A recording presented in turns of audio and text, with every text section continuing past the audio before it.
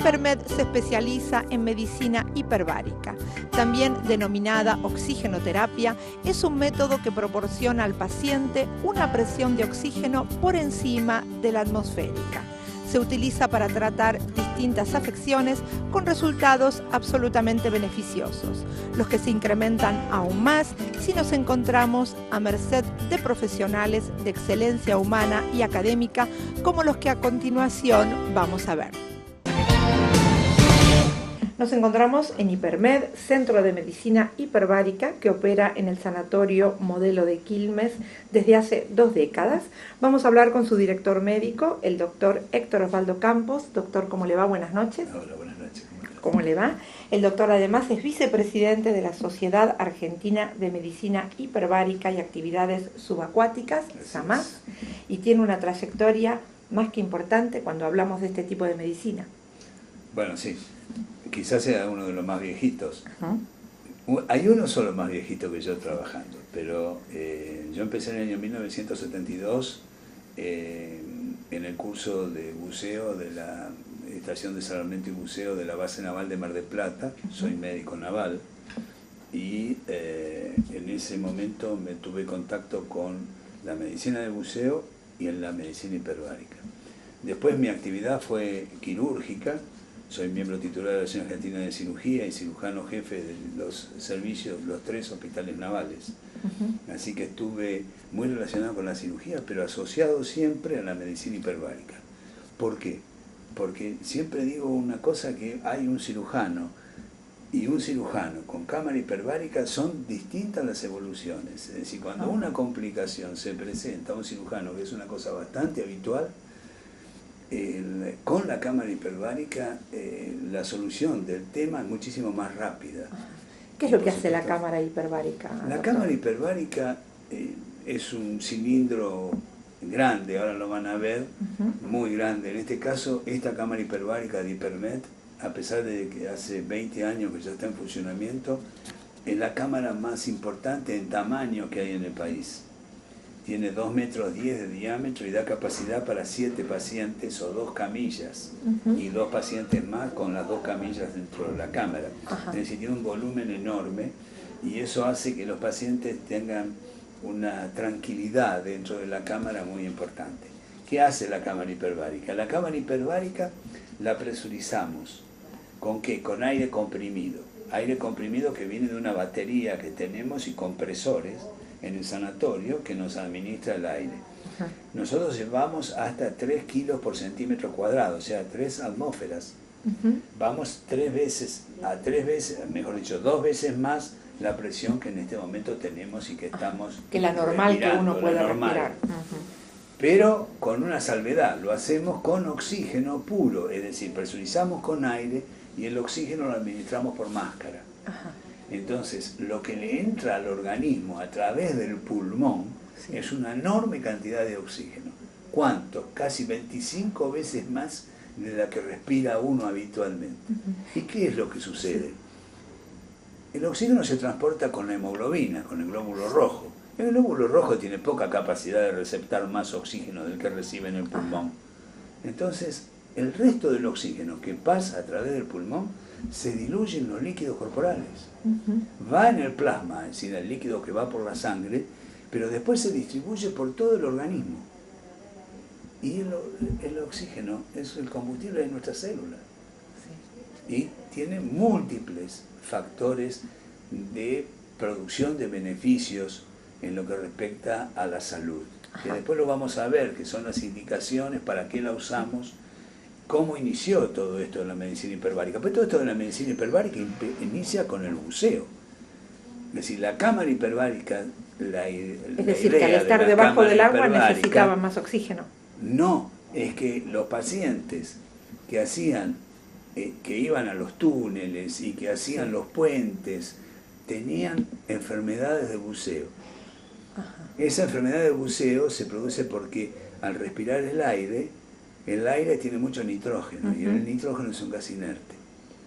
Cuando uno lo descomprime, da mucho tiempo, entonces se satura hay mucha cantidad de nitrógeno, y cuando uno va a superficie ese nitrógeno, si uno lo hace muy rápido, va a estallar en forma de burbujas y se forma embolias. La cámara hiperbárica en ese momento sirvió para tratar a los buzos. ¿Por qué? Porque al aumentar la presión dentro de la cámara ya de por sí le disminuían el volumen de la burbuja. Para evitar ese cambio de oxígeno, ¿no? Claro, pero además la cantidad de oxígeno que le administramos es tan grande que el nitrógeno de un lado de la membrana y el oxígeno del otro lado hace que el nitrógeno salga mucho más rápido. Claro. Entonces, el tratamiento de la enfermedad de buceo es la cámara hiperbárica. ¿Quiénes necesitan hoy de esta cámara hiperbárica? Hay 14 indicaciones. Esas 14 indicaciones las arreglamos no nosotros, sino la Anderson Hyperbaric Medical Society o HMS de los Estados Unidos, que es la entidad que casi nos nuclea a todos, pero que todos coincidimos con que esas 14 indicaciones son las indicaciones Princeps. Esas indicaciones Princeps tienen trabajos científicos de muy alta calidad metodológica que demuestran ya y no soportan ninguna crítica, que son indicación de cámara hiperbárica. En algunos casos la cámara hiperbárica es lo mejor que puede llegar a tener un paciente cuando tiene un problema. Son 3 casos. Es cuando tiene la enfermedad de buceo, la embolia nitrogenada que te contaba, es cuando tiene una embolia aérea que se puede producir buceando, pero también se puede producir porque nosotros podemos ponerle aire dentro del torrente circulatorio a través de las técnicas que son invasivas, como una diálisis o una canalización en la yugular por encima del nivel de la aurícula que tiene presión negativa, entonces absorbe aire, o en la bomba de circulación extracorpórea se puede filtrar aire. Y eso es una embolia aérea que también tiene indicación. Y la otra es la intoxicación por monóxido de carbono. Cuando un paciente está intoxicado por monóxido de carbono, y en este país es muy habitual que eso suceda en la época invernal, crítica, ¿no? Claro. Que es la época invernal. Empezamos en abril a veces, en mayo otras veces, y finalizamos recién en septiembre, una tarea que es increíble porque hacemos 450 pacientes aproximadamente y son todos nocturnos, así que eso nos produce un esfuerzo tremendo. Y los servicios, hay 2 servicios en Buenos Aires que están trabajando las 24 horas del día, que son este servicio actúa aleatoriamente. El Hospital Naval Buenos Aires es el otro servicio, el Centro de Medicina Hiperbárica de Buenos Aires también con este tipo de equipamiento.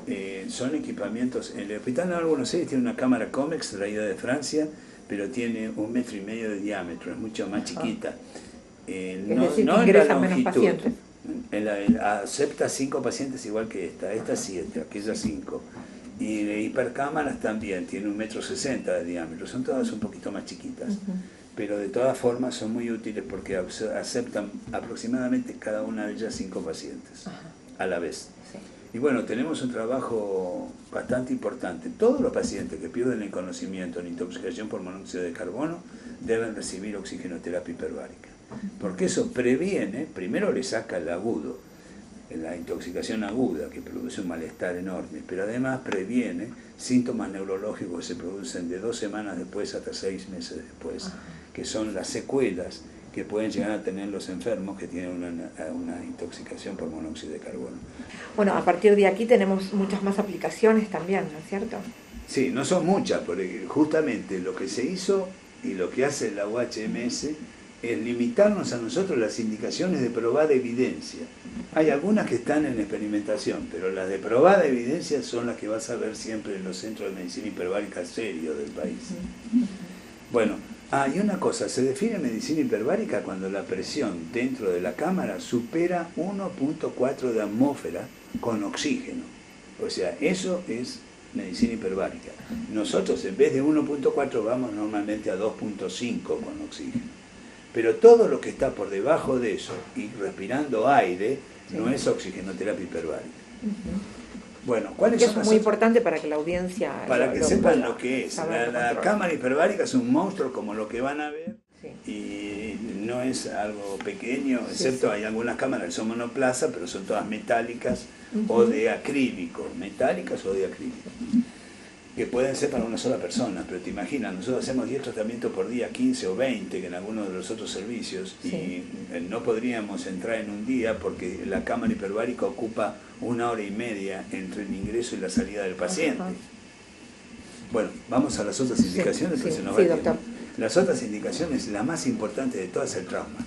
En este momento el trauma de moto, las destrucciones que se producen en las piernas de los jóvenes que andan haciendo zigzag entre los coches. Que cada vez son más, lamentablemente. Cada vez son más y cada vez saturan más los sistemas de salud, que eso es un problema gravísimo. Las guardias están llenos de estos chicos que después quedan inhábiles por el resto de su vida, en algunos casos, o amputados. Bueno, la cámara hiperbárica vino a solucionar parte de ese problema. Es decir, cuando las fracturas son destrucciones ya, que es en la clasificación de Cutilo son las más altas de todas, que son fracturas con minutas, con pérdida de sustancia, que no se puede tapar con colgajos, con rotación de tejidos, es decir, que queda el hueso expuesto. Ajá. Un horror. Bueno, eso vienen todos a cámara. Y cada vez vienen más. Antes a la cámara hiperbárica venían por información de pacientes que venían a la cámara y lo invitaban a otro a ir a la cámara por lo bien que le había ido. Ahora no, ahora los mismos médicos nos están mandando a los pacientes. Las lesiones radiantes. La radiación produce no solamente lesión sobre el tumor, sino sobre todos los tejidos vecinos. Lo único que hay en este momento para la vejiga irradiada y para el recto irradiado, que son 2 penurias, es la cámara hiperbárica. Irradiado porque a lo mejor tuvieron alguna enfermedad oncológica. Claro, tú tienes un cáncer de útero, sí. Te irradian el útero, te ponen un tándem de iridio y queman lo lateral. Claro. ¿Qué queman lo lateral? Por detrás queman el recto y por delante queman la vejiga. ¿Está? Sí, sí. Entonces eso es un karma, un drama ese. Y bueno, con la cámara hiperbárica eso anda muy bien. Y la otra, toda la parte de los maxilares también. Cuando un maxilar tiene un tumor y lo irradian, se destruye el hueso.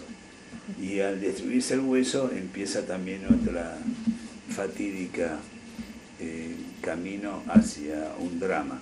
La cámara hiperbárica puede llegar a regenerar. Regenera los tejidos y inhibe los temas de la infección. Ajá.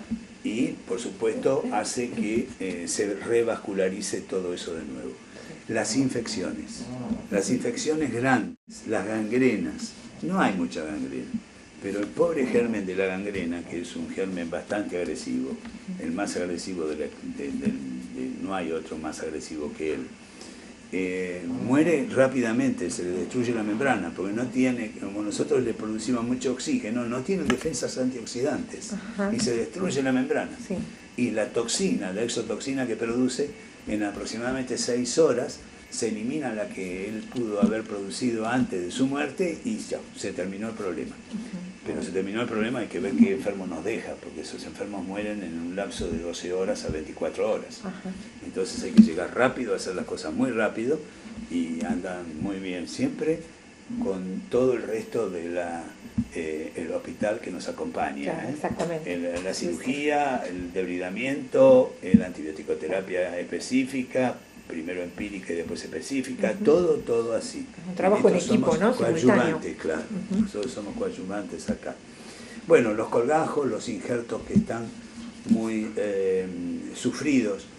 Cuando hay un injerto, hace un plástico, un injerto, y el injerto está bien, no hay que hacer cámara hiperbárica, pero cuando empieza a sufrir el injerto en los bordes que se pone negro, va a la cámara también, porque le recupero la mayor parte de lo que se le puso negro.